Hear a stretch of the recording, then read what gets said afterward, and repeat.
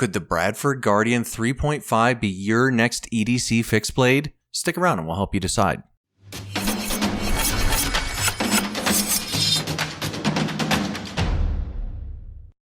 We're back! Okay, welcome back to 5 Minute Knives, the channel that's making stew, but not for you. Today, we're going to be talking about this little brish, and this is the Bradford Guardian 3.5. And this is in Magnacut steel, sent in by my customer Steve, who's a repeat customer now. And he sent this guy in for a custom sheath. But before we take a look at that, let's take a look at the sheath it comes with. And this is leather, which you guys know I'm not a big fan of. Retains moisture, can lose its retention abilities depending. Now this is set up for scout carry here, but this belt loop is so tight. It would be a problem, I think, until it got broken in, which would just be kind of annoying. So I see why he sent it in for a sheath. There it is in the sheath. Not bad once it's in. Retention is decent. It's not going to come out. They did a good job on it. And I really like that it's got this little thumb ramp here. I'm a big proponent of the thumb ramp to push out. Here's the Knurf itself, and we'll go ahead and get rid of this leather sheath so we can take a look at the Magnacut blade. And this is a 3.5 inch blade with a 3-inch cutting edge. And I'm seeing the knife right now on DLT trading for like $229. Price is subject to change. But links below if you want to pick it up, or at least check out the different flavors.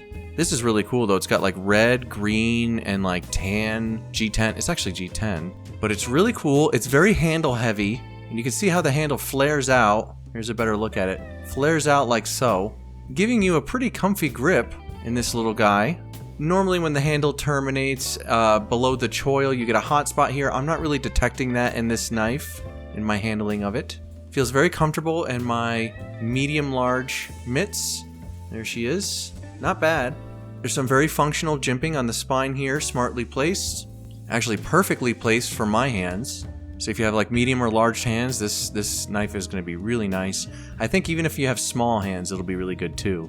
You guys with giant hands might need some type of lanyard to have the pinky sort of grab onto. Here's the sheath I made for my buddy Steve. He gave me dealer's choice on it. He did want the combat loop attachment. So I made FDE carbon fiber taco style. Because this knife is fairly slim in profile anyway. I didn't want to bulk it up with too much sheath. And it's a little peculiar because it's so handle heavy. You really need a tight grip on the blade itself so it doesn't wobble.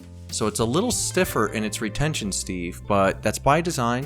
Now again, if you really felt the gumption, you could take the hardware off, take the combat loop off, and just take a hairdryer to the backside of this very, very, very gently as you work the knife in and out. But I would suggest you leave it alone. I think she's about where she needs to be. This is designed for an EDC knife. He wants to wear the scout carry when he's fishing. So I don't need this thing coming out and cutting my buddy. You got a nice thumb ramp here. You're going to use the thumb ramp and push off. And one of the quirks about this sheath is I had to kind of work the shape of the choil in and out there while still keeping good retention. And as you can see, if you put it in the wrong angle, it's not going to go. It has to be choil first. If you go to resheath this knife in this angle a little too much this way, you're going to run into a hardship there. But if you can kind of reorientate it back this way, you're in good shape. So that is a quirk of the shape of the knife. There's really not much that can be done about that. It's not a major problem. Look, see, there's that. And there's sheathing. But it is a little stiffer on the resheath than the draw. But I'd rather have that than the other way around. So there she be.